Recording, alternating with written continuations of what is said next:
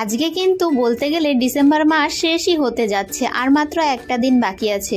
তো এই দিনেই এত পিকনিক হচ্ছে আমাদের এখানে চারপাশে যে আমি কিন্তু ভালোভাবে ভয়েস ওভারই করতে পারছি না, কারণ এখানটায় প্রচুর পরিমাণে মাইক বাজছে।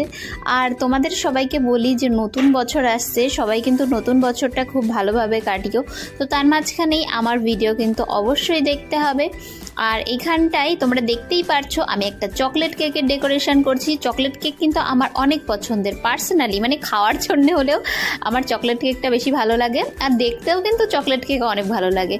আর এই কেকটা করার পর ড্রিপিং দিয়ে দিয়েছি, তারপরে ওপরে রেখেছো চকলেট পোর করছি, তারপরে এই যে চকলেটের এতগুলো আমি টপার বানিয়েছি।